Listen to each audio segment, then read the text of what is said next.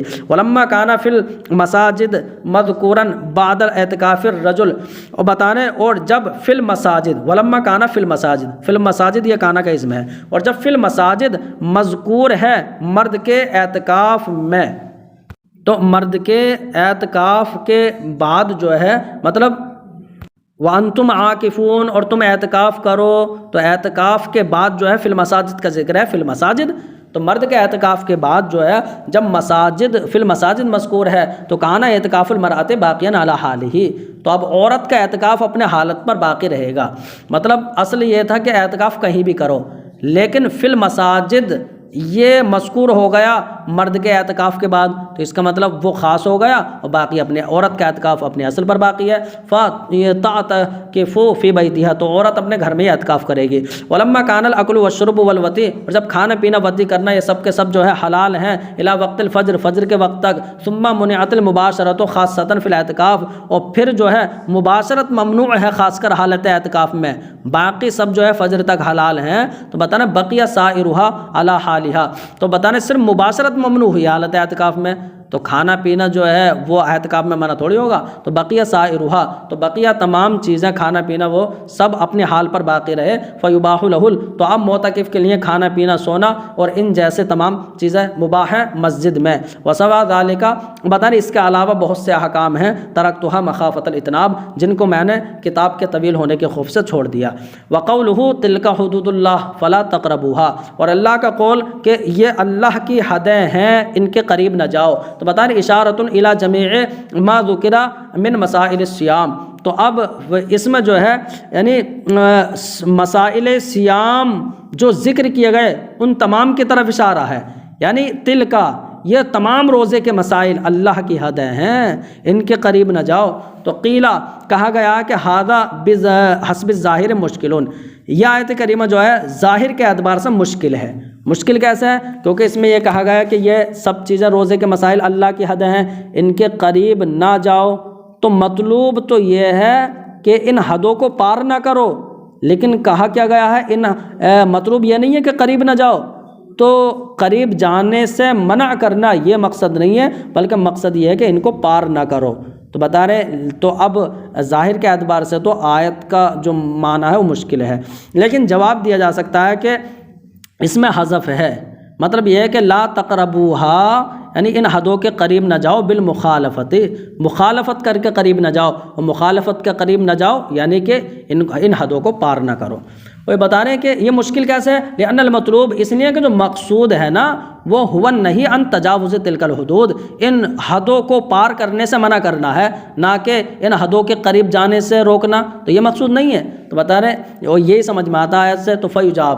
اس کا جواب یہ دیا جائے گا کہ بِأَنَّ فِي الْكَلَامِ حَذَفًا، کہ کلام میں حذف ہے، یعنی کہ لا تقربوها بالمخالفت والتغییر، یعنی کہ تم ان حدوں کے قریب نہ جاؤ مخالفت کر کے اور جو ہے بدلاؤ کر کے، مطلب ان میں بدلاؤ پیدا نہ کرو، مخالفت نہ کرو، تو یہی تو مطلب ہے، یعنی کہ حدوں کو پار نہ کرو۔ او بِأَنَّ فِيهِ مَجَازًا، یا دوسرا جواب یہ ہے کہ یعنی کلام میں مجاز ہے۔ مجاز کیسے ہے؟ یعنی وہ اس لیے کہ یعنی یہ کہنا کہ قریب نہ جاؤ، تو قریب نہ جاؤ ایک تو یہ ہے، ایک ہے کہ ان کو پار نہ کرو، تو یہ کہ پار نہ کرو اس سے زیادہ بلیغ یہ ہے کہ قریب نہ جاؤ، کیونکہ اگر کوئی انسان قریب نہ جائے گا تو وہ پار کرنے سے تو بدرجہ اولا رک جائے گا۔ بتا رہے ہیں یہ مجاز ہے، اور مجاز میں زیادہ جو ہے بلاغت ہوتی ہے۔ وذالک لأن عدم القرب، بتا رہے وہ اس لیے کہ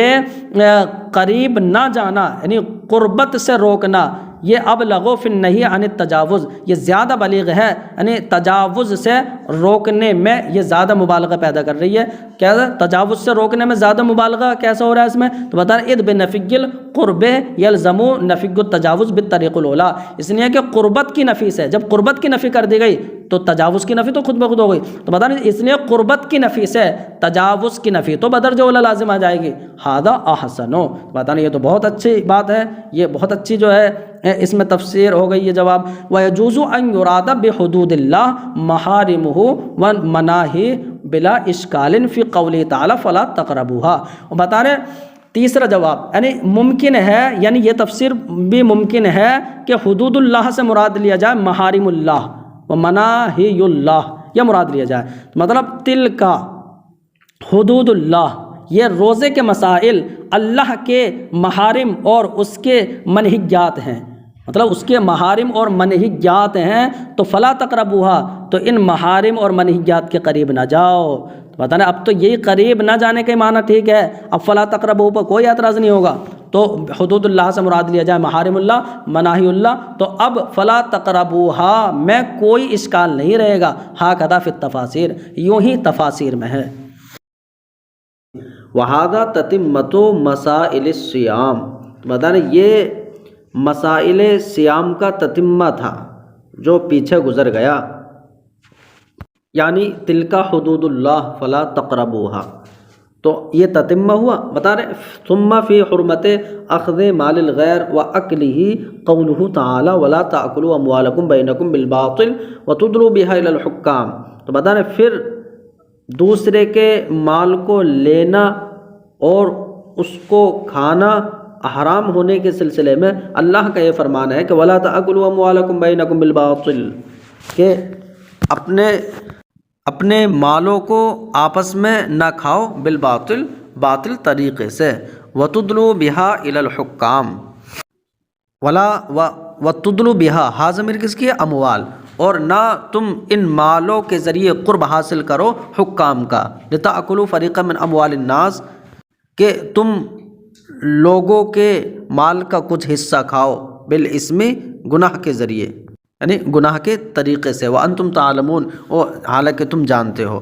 معنی الآیت، آیت کا معنی یہ ہے کہ لا تأکلوا اموالکم انفسکم بالباطل، ای بالوجہ الذی لم یجوزہ الشرع، یعنی اپنے مالوں کو آپس میں نہ کھاؤ بالباطل، باطل طریقے سے، ای بالوجہ الذی، یعنی اس طریقے سے نہیں کھاؤ کہ جس طریقے کو شریعت نے جائز قرار نہیں دیا، کا شرب الخمر، جیسے کہ شراب کا پینا، والزنا وانواع الفساد، اور دوسری فساد کی باتوں میں، حرام کاموں میں خرچ کرنا، انواع الفساد یعنی فساد اور حرام کاموں میں خرچ کرنا، وعلی ما فی الحسینی، یہ معنی اس کے مطابق ہے جو تفسیر حسینی میں ہے۔ اول معنی، یہ معنی یہ ہے کہ لا تأکلوا بعضکم اموال بعض بالباطل، یعنی تم میں سے بعض کے مال باطل طریقے سے نہ کھاؤ، تو تم میں سے بعض کے مال باطل طریقے سے نہ کھاؤ، جیسے کہ چوری یا غصب کے طریقے پر یا جوئے کے طریقے پر، والعقود الفاسدہ ونحوہا، تو عقود فاسدہ یعنی ناجائز کاروبار، تو ناجائز کاروبار ناجائز عقود کے ذریعے۔ وَيُنَاسِبُ هَذَا الْمَعْنَى عَطْفُ قَوْلِهِ تعالی وَتُدْلُوا عَلَىٰ تَأْكُلُوا، تو بتا رہے ہیں دیکھیے وَلَا تَأْكُلُوا، تم نہ کھاؤ، یہ نہیں ہے، اور وَتُدْلُوا بِهَا إِلَى الْحُكَّامِ، تو یعنی اور تم جو ہے مالوں کے ذریعے بادشاہوں کا قرب حاصل نہ کرو، تو نہیں کے تحت دونوں جملے یہ داخل ہو جائیں گے اس تفسیر کے اعتبار سے۔ فرماتے ہیں وَيُنَاسِبُ بِهَذَا الْمَعْنَى، اور اس دوسرے معنی کے اعتبار سے تدلو کا عطف مناسب ہو جائے گا تاکلو پر، تو یہ نفی کے تحت داخل ہوں گے۔ وَيُؤَيِّدُهُ قِرَاءَةُ ابی، اور اس کی تائید حضرت ابی کی قرات بھی کر رہی ہے کہ انہوں نے وَلَا تُدْلُوا بِهَا پڑھا ہے، یعنی لا تُدْلُوا بِتِلْكَ الْأَمْوَالِ إِلَى الْحُكَّامِ، یعنی ان مالوں کے ذریعے بادشاہوں کا قرب حاصل نہ کرو، کہ اور ان مالوں کے ذریعے ان بادشاہوں کا قرب تلاش نہ کرو، لِتَأْكُلُوا بِحِمَایَتِهِمْ طَائِفَةً مِّنْ أَمْوَالِ النَّاسِ وَتَجْعَلُوهَا سَبَبًا لِإِتْلَافِ أَمْوَالِ الْمُسْلِمِينَ بِالْإِثْمِ، تاکہ تم ان بادشاہوں کی حمایت کر کے لوگوں کے مالوں کا کچھ حصہ کھا لو، اور وَتَجْعَلُوهَا، اور تم اس کو یعنی کہ بادشاہوں کے پاس لے جانے کو جو ہے تم لوگوں کے مالوں کو گناہ کے ذریعے باطل طریقے سے لوگوں کے مالوں کو ہلاک کرنے کا سبب بنا دو، تو ایسا نہیں کرنا ہے۔ کا شہادت الزور، جیسے کہ جھوٹی گواہی دینا، اب الیمین الکاذبہ، یا جھوٹی قسم کھا لینا، اب الصلح مع العلم بان المقتضی له ظالم، تو جھوٹی گواہی دینا یا جھوٹی قسم کھانا یا صلح کرا دینا کے ذریعے، ٹھیک ہے، یعنی اس کا یہ علم ہوتے ہوئے کہ ان المقضی لہ، کہ جس کے لیے فیصلہ کیا جا رہا ہے وہ ظالم ہے، تو جس کے حق میں فیصلہ کیا جا رہا ہے وہ ظالم ہے، اس کا یقین ہوتے ہوئے بھی تم جھوٹی قسم یا جھوٹی گواہی نہ دو۔ وحینئذ فالمراد من الحکام حکام الشریعتی، تو اس وقت حکام سے مراد جو ہے وہ حکام شریعت ہوں گے، یعنی ان حکام شریعت کے پاس اگر تم جھوٹی گواہی دے دو گے تو پھر اسی کے مطابق وہ فیصلہ کر دیں گے۔ کالقاضی والمفتی والحکم والسلطان، جیسے کہ قاضی ہوئے، مفتی ہوئے اور حاکم اور سلطان، تو حکومت کی طرف سے جو مقرر ہیں کہ سلطان اور حاکم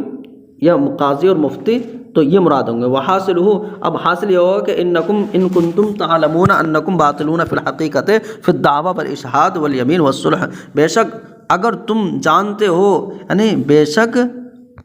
اگر تم اچھی طریقے سے یہ جانتے ہو کہ تم حقیقت میں باطل ہو، حقیقت میں تم دعوے میں اور ایسے گواہ جو ہے بنائے جانے میں تم جو ہے باطل ہو، ایسی قسم میں اور صلح میں تم جو ہے جھوٹے ہو، اس بات کا تم یقین رکھتے ہو۔ ومحققون باعتبار ظاہر التقریر، اور ظاہری تقریر کے اعتبار سے، یعنی ظاہری دکھاوے کے اعتبار سے تم جو ہے تمہارے ساتھ حق ہے، تو اب فلا تأخذوہ، تو اب تم اس کو نہ لو،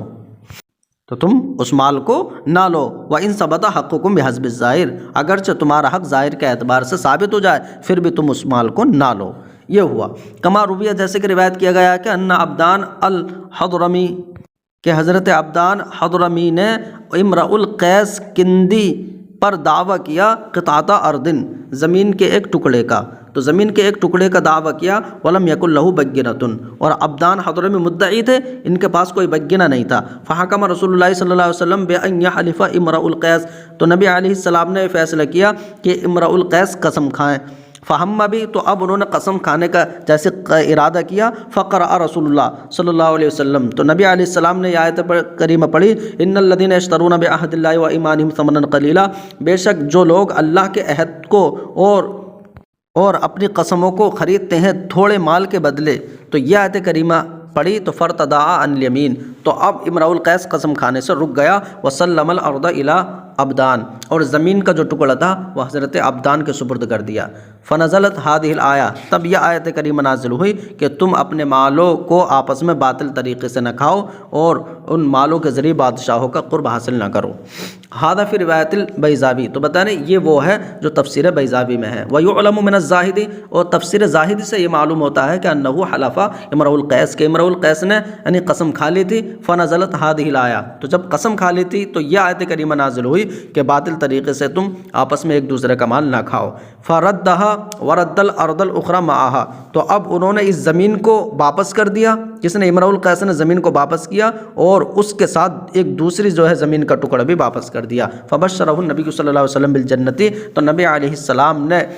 امرؤ القیس کو جنت کی جو ہے خوشخبری دی۔ وبالجملہ حاصل کلام یہ ہے کہ فالآیۃ دالۃ علی حرمت هذه الاشیاء، کہ آیت کریمہ وہ ان تمام چیزوں کی حرمت پر دلالت کر رہی ہے کہ تم باطل طریقے سے نہ کھانا، ایسی جھوٹی گواہی اور جھوٹی قسم اور ایسی صلح، جھوٹی طریقے سے صلح کر کے تم جو ہے کسی کا مال نہ کھانا۔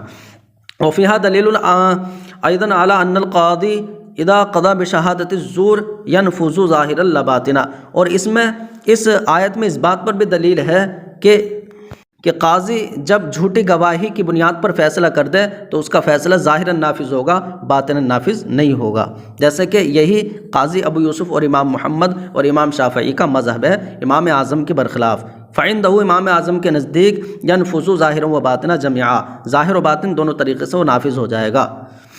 اچھا، یعنی ظاہر طریقے سے نافذ ہوگا صاحبین اور امام شافعی کا مذہب ہے، تو اس پر ایک روایت اور دلیل کے طور پر پیش کر رہے ہیں۔ وروی عن النبی صلی اللہ علیہ وسلم انہ قال للخصمین، اور روایت نبی علیہ السلام سے یہ بھی روایت کیا گیا ہے کہ آپ نے دو جھگڑنے والوں سے فرمایا کہ انما انا بشر، کہ بے شک میں بھی جو ہے وہ انسان ہوں، بشر ہوں، وانتم تختصمون الی، اور تم جو ہے میرے پاس مقدمہ لاتے ہو، تو ولا اللہ بعضکم،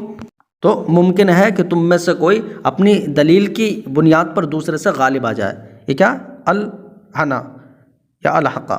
کہ تم میں سے کوئی اپنی دلیل کی وجہ سے دوسرے سے غالب ہو جائے، یہ ممکن ہے۔ تو فاقضی لہ علی نحو ما اسمع منہ، تو اب میں اس کے لیے وہ فیصلہ کر دوں جو میں اس سے سنوں، تو فمن قضیت له بشیء من حق اخی، تو جس کے لیے میں ایسی چیز کا فیصلہ کر دوں جو اس کا نہیں ہے، اس کے بھائی کا حق ہے، تو جو جس کے یعنی اس کے بھائی کے حق میں سے کسی کے لیے جو ہے فیصلہ کر دوں تو فلا یاخذونہ منہ شیئا، تو وہ اس سے کچھ نہ لے، فانما اقضى له قطعۃ من النار، اس لیے کہ جس چیز کا اس کے لیے فیصلہ ہوگا یعنی اور وہ اس کی نہیں ہے تو وہ جہنم کا ٹکڑا ہے۔ تو جب یہ حضور نے بتایا تو فبکیا، تو اب وہ دونوں رونے لگے جو دونوں جو ہے مقدمہ لے کر آئے تھے۔ وقال کل واحد منہما، ان میں سے ہر ایک نے کہا حقی لصاحبی، میرا حق تو میرے ساتھی کے لیے، یعنی میں نے اپنے ساتھی کو دے دیا، اور دونوں میں ہر ایک کہنے لگا۔ فقال، تو حضور نے فرمایا اذهبا، اب تم دونوں جاؤ، فتوخیا، اور آپس میں جو ہے تم بھائی بھائی بن جاؤ، ثم اسہما، پھر جو ہے پھر دونوں حصے جو ہے آپس میں بانٹ لو، ثم لیحلل کل واحد منکما صاحبہ، تاکہ تم میں سے ہر ایک جو ہے اپنے ساتھی کے لیے مال کو حلال کر لے، یعنی پھر جو ہے آپس میں تم بانٹ لو۔ ففی اول الحدیث، تو بتائیں اول حدیث میں بھی یعنی حدیث کے اول میں بھی یعنی صاحبین کے مذہب اور امام شافعی کے مذہب کی دلیل ہے، کیونکہ حضور نے فرمایا کہ وہ یعنی میں فیصلہ کر دوں گا تو اب اس کے لیے وہ فیصلہ نافذ ہو جائے گا ظاہراً، لیکن حقیقت میں نہ لینا یعنی باطناً نہیں ہوگا، تو اس میں جو ہے دلیل ہوئی کما صرح فی البیضاوی، جیسے کہ اس کی صراحت بیضاوی میں ہے۔ وقیلہ، کہا گیا المراد من الحکام حکام الظلم، کہ یہاں پر ابھی حکام سے مراد حکام شریعت تھے، اب ایک قول یہ ہے کہ حکام سے مراد جو ہے وہ ظالم بادشاہ ہیں، اب ظالم بادشاہ ہیں تو اب آیت کا معنی یہ ہوگا کہ وَتُدْلُ بِهَا إِلَى الْحُكَّامِ، اور تم جو ہے ان یعنی بعض مال کو برے حکام کے پاس نہ لے جاؤ رشوت کے طریقے پر، کہ تم ان کی حمایت کر کے لوگوں کے مال کا کچھ حصہ کھاؤ، مطلب یہ ہے کہ فساد کے ذریعے، جھوٹ اور جاسوسی وغیرہ کے ذریعے، تو اب یعنی ظالم بادشاہوں کے پاس نہ لے جاؤ، تو مطلب یہ ہوگا کہ لا تلقوا بعضها الى حکام السوء، کہ تم یعنی بعض مال کو جو ہے لوگوں کے بعض مال کو جو ہے وہ برے بادشاہوں کے پاس جو ہے برے بادشاہوں کا قرب حاصل نہ کرو، یعنی رشوت کے طور پر، کہ تم ان بادشاہوں کی حمایت میں جو ہے طائفۃ من اموال الناس، لوگوں کے مال کا کچھ حصہ کھاؤ فساد کے طریقے پر اور چغلی اور غیبت اور جاسوسی کے طریقے پر، جیسا کہ اس کو جلیس الحکام بادشاہوں کے ہم نشیں کرتے ہیں، علامہ ہوا شائع، اور جیسا کہ یہ ہمارے شہروں میں اور ہمارے زمانوں میں یہ بہت شائع ضائع ہے۔ وہ حرام بالنص، اور یہ نص قطعی سے جو ہے حرام ہے، ہم اللہ سے اس کی پناہ مانگتے ہیں۔ کیوں حرام ہے؟ لأن فیہ ضرر المسلمین، اس لیے کہ اس میں مسلمانوں کو جو ہے ضرر پہنچانا ہے۔ وقد لعن اللہ تعالی من ضر مسلما او غیرہ، اور اللہ رب العزت نے لعنت فرمائی ہے اس انسان پر کہ جو کسی مسلمان کو نقصان پہنچائے یا کسی غیر مسلمان کو جو ہے نقصان پہنچائے۔ یہ آیت کا مضمون اور خلاصہ ہوا۔ بتا رہے ہیں لیکن علما من بعض الفتاوی، لیکن بعض فتاوی سے یہ معلوم ہوتا ہے کہ ان یکون رجل جلیس الحکام او انیسہم، کہ کوئی آدمی بادشاہوں کا ہم نشین ہے یا ان کا جو ہے انیس ہے، یعنی بادشاہوں کا جو ہے وہ انسیت رکھنے والا ہے، اس کے پاس بیٹھنے والا ہے، ہم نشین ہے، تو اب وہ اگر کسی سے کچھ لیتا ہے یعنی دوسرے آدمی سے کچھ لیتا ہے اور اس کی مصلحت میں جو ہے وہ اس کو خرچ کرتا ہے، تو اب یعنی کسی کا نقصان اگر نہیں ہوتا ہے تو یہ جائز ہے۔ فرماتے ہیں کہ وَيَأْخُذُ مِنْ آخَرَ شَيْئًا وَيُقِيمُ فِي مَصَالِحِهِ مِنْ غَيْرِ أَنْ يَكُونَ ضَرَرُ مُسْلِمٍ آخَرَ، تو زیادہ ذالک عند البعض، یعنی تو وہ کسی دوسرے آدمی سے کچھ لیتا ہے اور وہ اس کی مصلحتوں میں جو ہے اسے خرچ کرتا ہے بغیر کسی دوسرے مسلمان کو نقصان پہنچائے، تو بتانے زیادہ ذالک عند البعض، بعض علماء کے نزدیک یہ جائز ہے کیونکہ اس کی مصلحتوں میں جو ہے وہ خرچ ہو رہا ہے۔ لأن فیہ ضرر لأحد، کیونکہ اس میں جو ہے کسی کو نقصان پہنچانا ہی نہیں ہے، بل نفع، بلکہ اسی آدمی کا فائدہ ہے، کیونکہ اس سے اگر مال لیا جا رہا ہے تو اس کی مصلحت میں جو ہے خرچ کیا جا رہا ہے، تو اب جو ہے یہ جائز ہے۔ وفی الہدایہ، اور ہدایہ میں یہ ہے کہ وَإِعْطَاءُ الرِّشْوَةِ لِدَفْعِ الظُّلْمِ أَمْرٌ جائز، کہ ظلم دفع کرنے کے لیے رشوت دینا وہ جائز ہے، یعنی امر جائز ہے، ٹھیک ہے۔ اور اللہ رب العزت نے اس مسئلے کو روزوں کے مسئلے کے بعد ذکر فرمایا، کون سا؟ کہ باطل طریقے سے آپس میں مال نہ کھاؤ اور بادشاہوں کا قرب حاصل نہ کرو مالوں کے ذریعے، تو بتا رہے کیوں؟ اس لیے کہ یہ حرام اور حلال کا بیان اس لیے ہوا، اس لیے کہ روزے سے متعلق افطار ہے اور افطار میں کھانے پینے کا معاملہ ہوتا ہے، تو اب فیلیق بعدہ، تو اب یعنی روزے کے بعد مناسب ہے بیان ما، ان چیزوں کا بیان کرنا مناسب ہے کہ یعنی ما احل منہ وما حرم، کہ جو چیزیں حلال کی گئی ہیں اور جو چیزیں حرام کی گئی ہیں ان کا بیان ممکن ہے، تاکہ اب وہ افطار کرے تو اب ان چیزوں کو استعمال کرے جو حلال ہیں اور باطل طریقے سے جو ہے استعمال نہ کرے۔ فی مسالت نسخ بعض عادات الجاہلیت، بتانے دور جاہلیت کے بعض عادات کے منسوخ ہونے کے مسئلے کے بارے میں اللہ کا فرمان ہے یسألونک عن الاہلہ، کہ لوگ اے حبیب تم سے چاند کے بارے میں پوچھتے ہیں۔ اہلہ یہ ہلال کی جمع ہے، یعنی چاند کے بارے میں پوچھتے ہیں۔ قل اے حبیب تم فرما دو ہی مواقیت للناس، وہ لوگوں کے لیے وقت بتانے، یعنی لوگوں کے لیے وقت بتانے اور حج کے وقت کا جو ہے ذریعہ ہے، یعنی حج کا وقت معلوم کیا جاتا ہے اور لوگوں کے لیے لوگ اپنے وقت جو ہے معلوم کرتے ہیں۔ تو اب اے حبیب تم فرما دو کہ وہ چاند جو ہے وہ لوگوں کو اور حج کے وقت بتانے کے لیے ہے۔ وَلَيْسَ الْبِرُّ بِأَن تَأْتُوا الْبُيُوتَ مِن ظُهُورِهَا، اور نیکی یہ نہیں ہے کہ تم گھروں کو ان کے پیچھے سے آؤ، وَلَكِنَّ الْبِرَّ مَنِ اتَّقَىٰ، لیکن نیک وَلَكِنَّ الْبِرَّ، لیکن نیک انسان وہ ہے کہ جو پرہیزگاری اختیار کرے، اور تم گھروں میں آگے سے آؤ، یعنی دروازوں سے آؤ اور اللہ سے ڈرو کہ تاکہ تم فلاح پا جاؤ۔ اب بتا رہے ہیں المقصود من الآیت، آیت کے لانے سے مقصود اگرچہ ولیس البر ہے کہ نیکی یہ نہیں ہے کہ تم گھروں کے پیچھے سے آتے ہو، اگرچہ آیت کے لانے سے مقصود یہ ہے، لیکن بتا رہے ہیں کہ چاند کے بارے میں پوچھنے کے جو اس کا شروعی حصہ ہے وہ بھی بیان کر دیا جائے۔ لیکن لا بد من بیان قولہ تعالی، لیکن یسألونک عن الاہلہ، اس اللہ کے فرمان کو بیان کرنا بھی ضروری ہے۔ اب اس کا کیا ہے شان نزول، تو بتا رہے ہیں یسألونک عن الاہلہ، تو اب اس کا بیان یہ ہے کہ انہو کان معاذ بن جبل سأل رسول اللہ صلی اللہ علیہ وسلم، کہ حضرت معاذ بن جبل نے آقا علیہ السلام سے پوچھا کہ انہو ما السبب فی نقصان الہلال اولا و ظہورہا مثل الخیط الابید، کہ یعنی حضرت معاذ بن جبل نے پوچھا کہ یعنی چاند کے شروع میں کم ہونے اور پھر سفید دھاگے کی طرح ظاہر ہونے، تو یعنی شروع میں کم ہوتا ہے اور کیسا ہوتا ہے، سفید دھاگے کی طرح ہوتا ہے، تو دونوں کا ایک ہی مطلب ہے۔ یعنی پوچھا کہ چاند کے شروع میں کم ہونے اور سفید دھاگے کی طرح ظاہر ہونے میں کیا سبب ہے۔ ثم تزایدہ کل یوم حتی یکون کاملا لیلۃ القدر ثم نقصانہ کذالک، تو بتا رہے ہیں پھر اس چاند کے ہر دن بڑھنے میں یہاں تک کہ یہ 14ویں رات میں جو ہے مکمل ہو جاتا ہے، پھر اسی طرح اس کے کم ہونے میں یہاں تک کہ جو ہے یہ ایام محاق میں جو ہے وہ ڈوب جاتا ہے۔ ایام محاق یعنی آخر کے جو دن ہوتے ہیں، کیونکہ 15 کے بعد جو ہے وہ یعنی ہلکا ہلکا ہونا شروع ہو جاتا ہے، چھوٹا ہونا شروع ہو جاتا ہے، یہاں تک کہ آخری راتوں میں جو ہے 26، 27، 28 ان راتوں میں جو ہے بالکل جو ہے وہ ڈوبنے لگتا ہے۔ تو پوچھا ان سب میں سبب کیا ہے، تو ثم تزایدہ ثم نقصانہ، ان سب کا عطف ہے ثم فی نقصان الہلال، یعنی چاند کے شروع میں کم ہونے، پھر ہر دن جو ہے بڑھنے، پھر اسی طرح کم ہونے میں کیا سبب ہے یہ پوچھا۔ وکان اللہ تعالی عالما، اور اللہ رب العزت اس بات کو جانتا ہے کہ انہم لا یدرکون سبب نقصانہ وکنہ کمالہ، کہ یہ لوگ جو پوچھ رہے ہیں کہ یہ لوگ چاند کے کم ہونے اور چاند کی مکمل ہونے کی حقیقت کو یہ نہیں جان پائیں گے۔ اللہ رب العزت اس بات کو جو ہے یعنی جانتا ہے، لأنہ موقوف علی علم الہیئت، اس لیے کہ چاند کے گھٹنے بڑھنے کا معاملہ تو علم ہیئت پر موقوف ہے، تو اس لیے نہیں جان پائیں گے۔ تو فنزل بیان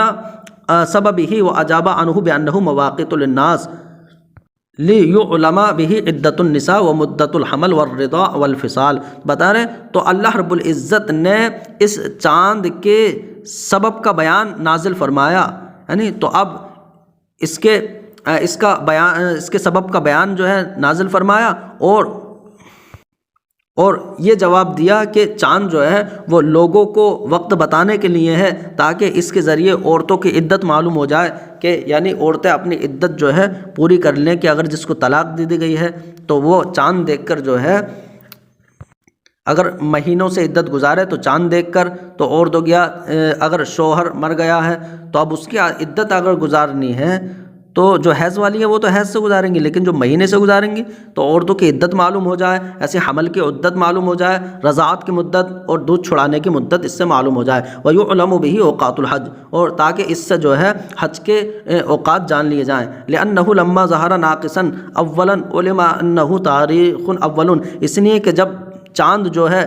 وہ چھوٹا یعنی کم جو ہے ظاہر ہوتا ہے شروع میں تو جان لیا جاتا ہے کہ آج پہلی تاریخ ہے، وَإِذَا كَمُلَ بِتَمَامِهِ، اور جب اپنے یعنی تمامیت کے ساتھ مکمل ہو جاتا ہے، عُلِمَ أَنَّهُ التَّارِخُ الرَّابِعُ عَشَرَ، تو اب جان لیا جاتا ہے کہ 14ویں تاریخ ہے، وَإِذَا غَرُبَ، اور جب چاند جو ہے بالکل چھپنے لگتا ہے، عُلِمَ أَنَّهُ تمام الشہر، تو جان لیا جاتا ہے کہ مکمل مہینہ ہو گیا، وَعَلَى هَذَا الْقِيَاسِ، بتائیں اور اسی قیاس پر یعنی تم جو ہے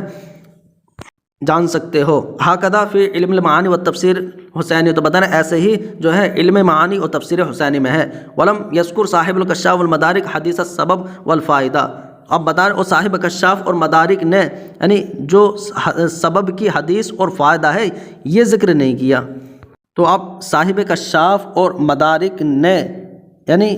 اس کے سبب میں جو حدیث وارد ہے تو اس کے سبب میں وارد ہونے والی حدیث کا اور فائدے کا ذکر نہیں کیا، یعنی جو ابھی اوپر ہم نے حضرت معاذ بن جبل کا بیان کیا، بل او میا الی ان السؤال والجواب عن الحکمت، بلکہ ان دونوں حضرات نے اس بات کی طرف اشارہ کیا ہے کہ سوال و جواب یہ حکمت کے تعلق سے تھا، یعنی حکمت معلوم کرنے سے سوال کے متعلق سوال و جواب تھا کہ حکمت معلوم کی گئی تھی، تو اب حکمت جو ہے بتا دی گئی کہ حکمت یہ ہے کہ لوگوں کے اوقات جاننے کا ذریعہ ہے، وفی البیضاوی اور تفسیر بیضاوی میں تصریح بانہم، اس بات کی صراحت ہے کہ لوگوں نے یعنی چاند کی حکمت کے بارے میں پوچھا تھا، تو یعنی گھٹنے بڑھنے کی حکمت کے بارے میں پوچھا تھا، فاجیبوا بالحکمت، تو اب انہیں حکمت کا جواب یعنی حکمت کے ذریعے جو ہے جواب دے دیا گیا، تو حکمت کے بارے میں سوال تھا تو اب حکمت جو ہے انہیں حکمت ہی بتا دی گئی اور جواب دے دیا گیا، اور پھر زاہدی اور تفسیر زاہدی میں یہ ہے کہ انہم سألوہ عن خلقتہ، کہ اب یعنی ان لوگوں نے نبی علیہ السلام سے چاند کی خلقت کے بارے میں پوچھا تھا، تخلیق کے بارے میں پوچھا تھا، تو اب انہیں جو جواب دیا گیا اس کی حکمت کا بیان یعنی پہلے جو ہے حکمت بتائی گئی، پھر بعد میں جو ہے اس کی تخلیق جو ان کا سوال تھا تو تخلیق کے سلسلے میں وہ دوسری آیت کریمہ میں بیان کیا گیا، وہ فرمایا تفسیر زاہدی میں ہے کہ انہوں نے چاند کی تخلیق کے بارے میں سوال کیا تھا، تو اب پہلے انہیں جو ہے چاند کی حکمت کے یعنی چاند کی حکمت کو بیان کر کے جواب دیا گیا، ثم بین خلقہ، پھر اللہ رب العزت نے یعنی چاند کی تخلیق کو بیان کیا اپنے اس قول سے کہ وجعلنا اللیل والنہار آیتین، کہ ہم نے دن اور رات کو جو ہے وہ نشانیاں بنایا ہے، فمحونا آیت اللیل، تو ہم نے رات کی نشانی کو مٹا دیا، اور پھر اس کے آگے ہے کہ یعنی اور دن کی نشانی کو ہم نے جو ہے ظاہر بنا دیا،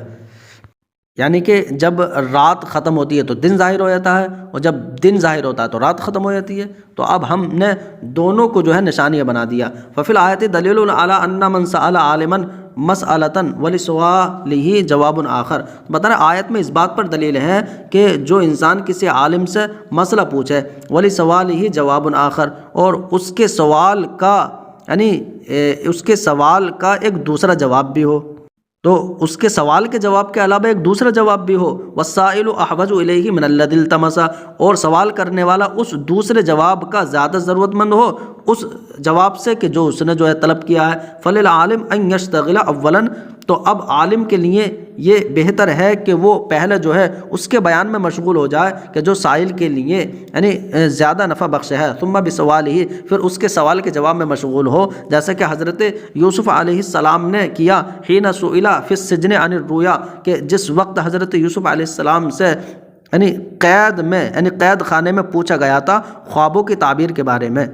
تو اب پہلے آپ نے انہیں اسلام کی دعوت دی، پھر بعد میں جو ہے ان کا جو خواب تھا وہ بتایا، تو بتا رہے قال احدہما انی ارانی اعصر خمرا، تو ایک نے کہا کہ میں نے یہ خواب میں دیکھا کہ میں انگور نچوڑ کر جو ہے شراب بنا رہا ہوں۔ وقال الآخر انی احمل فوق رأسی خبزا تأکل الطیر منہ، تو اب دوسرے نے کہا کہ میں یہ خواب دیکھ رہا ہوں کہ میں اپنے سر پر جو ہے وہ روٹی اٹھائے ہوئے ہوں کہ جس روٹی سے پرندے کھا رہے ہیں۔ تو اب یہ دونوں نے خواب بتایا۔ بولے نبئنا بتأویلہ، ہمیں ان خوابوں کی تعویل بتا دیجئے، یعنی کیا ان کی جو ہے خوابوں کی تعبیر ہے وہ بتا دیجئے۔ انا نراک من المحسنین، ہمیں آپ جو ہے بھلے معلوم ہوتے ہیں۔ تو یہ انہوں نے خوابوں کی تعبیر پوچھی۔ اب حضرت یوسف علیہ السلام نے فرمایا قال لا یأتیکما طعام ترزقانہ، یعنی جو کھانا تمہیں اس قید خانے میں دیا جاتا ہے وہ کھانا تمہارے پاس نہیں آئے گا، الا نبأتکما بتأویلہ قبل ان یأتیکما، یعنی وہ کھانا آنے سے پہلے میں اس کی تعویل بتا دوں گا میں تمہیں کیا تعبیر ہے تمہارے خوابوں کی۔ ذالکما مما علمنی ربی، یہ تو اس کا کچھ حصہ ہے جو میرے رب نے مجھے سکھایا ہے۔ انی ترکت ملت قوم لا یؤمنون باللہ وهم بالآخرۃ هم یوقنون، میں نے اس قوم کو چھوڑ دیا، یعنی ان لوگوں کے مذہب کو چھوڑ دیا جو اللہ پر ایمان نہیں رکھتے اور آخرت کا انہیں یقین نہیں۔ خیر اب آپ جو ہے انہیں ایمان کی دعوت دینے لگے، اسلام کی آپ نے دعوت دی، پھر بعد میں جب اسلام کی دعوت دی تو جو ان کا سوال تھا وہ بتایا۔ آگے قرآن میں ہے کیا، یا صاحب السجن، اے میرے قید کے دونوں ساتھیوں، اما احدکما فیسقی ربہ خمرا، تم میں سے ایک کا خواب یہ تھا نا کہ وہ شراب نچوڑ رہا، تو اس کے خواب کی تعبیر یہ ہے کہ فیسقی ربہ خمرا، کہ وہ اپنے آقا کو جو ہے شراب پلائے گا۔ وَأَمَّا الْآخَرُ فَيُسْلَبُ، اور رہا دوسرا تو اسے سولی دی جائے گی، فَتَأْكُلُ الطَّيْرُ مِنْ رَأْسِهِ، پھر اس کے سر سے پرندے نوچ نوچ کے کھائیں گے۔ قُضِيَ الْأَمْرُ الَّذِي فِيهِ تَسْتَفْتِيَانِ، تو جس کے بارے میں تم دونوں پوچھ رہے تھے وہ معاملہ ایسی ہو چکا ہے، اس پر قضا ہو چکی ہے، یعنی یہ تو ہو نہیں ہے۔ ہذا کلا حاصل و کلامی، تو یہ امام زاہد کے کلام کا خلاصہ ہوا۔ پتہ نہیں وبالجملۃ لم یتعلق ببیانہ غرض، اور حاصل کلام یہ ہے کہ جو یہ یسألونک عن الاہلۃ چاند کے متعلق تو بتا رہے، اس کے بیان سے جو ہے غرض متعلق نہیں ہے، آیت کے لانے سے غرض یہاں پر یہ ہے کہ وہ گھروں کے پیچھے سے جو آتے تھے۔ وَإِنَّمَا الْغَرْضُ هَا هُنَا مِنْ قَوْلِهِ تَعَالَى، بلکہ یہاں پر غرض جو ہے اللہ کے اس قول وَلَيْسَ الْبِرُّ سے ہے کہ نیکی یہ نہیں ہے کہ تم اپنے گھروں کے پیچھے سے آؤ۔ وَقِصَّةُ الْمُشَرَّحَةِ مَا فِي الْحُسَيْنِ، تو بتا رہے اور واضح شدہ قصہ وہ ہے جو تفسیر حسینی میں ہے، وہ یہ ہے کہ ان فی الجاہلیۃ کانوا اذا احرموا بالحج لا یاتون من ابواب البیوت، وہ یہ ہے کہ دور جاہلیت میں جو لوگ تھے وہ حج کا احرام باندھتے اور گھروں کے دروازوں سے نہیں آتے تھے۔ ویسمون فاعلہ فاجرا، اور جو گھروں کے دروازے سے آتا تھا تو اس یعنی اس فعل کے کرنے والے کو وہ فاجر کہتے تھے۔ بل یاتون من ظہورها ان کانوا من اہل المدر، اور وہ بلکہ گھروں کے پیچھے سے آتے تھے اگر وہ یعنی شہر والوں میں سے ہوتے۔ ومن خلف الخباء ان کانوا من اہل الوبر، اور اگر وہ خیموں میں رہنے والے ہوتے تو خیموں کے پیچھے سے آتے تھے، کیونکہ گاؤں والے خیموں میں رہتے تھے نا، تو مطلب ومن خلف الخباء، اور خیموں کے پیچھے سے آتے تھے۔ ان کانوا من اہل الوبر، اگر وہ دیہات میں رہنے والے میں سے ہوتے۔ وَكَانَ ذَلِكَ الْحُكْمُ عَامًّا لِكُلٍّ مِّنَ الْأَعْرَابِ سِوَى الْحِمْصِ الَّذِي هُوَ قَبِيلَةُ بَنِي قُرَيْظ، تو بتا رہے اور یہ حکم جو ہے یعنی تمام عرب کے لیے یہ عام تھا، تو تمام عرب کے لیے حکم عام تھا کہ وہ گھروں کے آگے سے نہ آئیں، سوائے حمص کے۔ حمص تو وہ چند قبیلے یعنی قبیلہ بنی قریش، بنی خزاعہ، بنی عامر، بنی ثقیف، تو ان کے لیے اجازت تھی بس، حمص قبیلوں کے لیے۔ فَإِذَا خَرَجَ رَسُولُ اللَّهِ صلی اللہ علیہ وسلم من الباب محرما، اب حضور بھی تو بنی قریش قبیلہ بنو قریش سے ہیں، تو اس لیے حضور جو ہے گھر کے دروازے سے آ سکتے تھے۔ تو بتا رہے نبی علیہ السلام گھر کے دروازے سے احرام باندھ کر نکلے۔ ورفاعۃ الانصار ایضا خرج من الباب محرما، اور حضرت رفاعہ انصاری بھی گھر کے دروازے سے حالت احرام میں نکلے۔ فاستأثره العرب جميعا، تو حضرت رفاعہ یہ حمص میں سے نہیں تھے، تو اب عرب نے تمام عرب نے ان کو جو ہے تمام عرب نے ان کی طرف منسوب کیا باسم الفاجرہ، فاجرہ کا نام، یعنی تمام عرب نے ان کو فاجر کے نام سے منسوب کر دیا کہ یہ فاجر ہے۔ فقال رسول اللہ صلی اللہ علیہ وسلم ما لک خرجت من الباب ولست من الحمص، تو آقا صلی اللہ علیہ وسلم نے فرمایا کہ اے رفاعہ تم کو کیا ہوا، تم گھر کے دروازے سے کیوں آئے، یعنی تم گھر کے دروازے سے باہر کیوں آئے؟ وَلَسْتَ مِنَ الْحِمْص، ہاں لیکن تم تو قبیلہ حمص سے نہیں ہو۔ وَإِنَّمَا خَرَجْتُ مِنْهَا لِأَنِّي مِنَ الْحِمْص، اور میں تو گھر کے دروازے سے باہر اس لیے آیا کیونکہ میں قبیلہ حمص میں سے ہوں۔ تو فقال رفاعہ، حضرت رفاعہ نے عرض کی انی ایضا منہم، یا رسول اللہ صلی اللہ علیہ وسلم میں بھی تو جو ہے انہی قبیلوں میں سے ہوں، لأن دینی ہوا دینک الحق، اس لیے کہ میرا دین تو آپ کا ہی دین حق ہے، یعنی جو آپ کا دین ہے وہ میرا دین ہے، تو آپ جس قبیلے کے اس قبیلے کا میں ہوں۔ فانزل اللہ تعالی قولہ ولیس البر الی آخری، تو اللہ تبارک و تعالی نے ولیس البر یہ آیت کریمہ اتاری آخر تک یہ کہ نیکی یہ نہیں ہے کہ تم جو ہے گھروں کے دروازے سے پیچھے سے آؤ، یہ سے نیکی سمجھو۔ ای ما لکم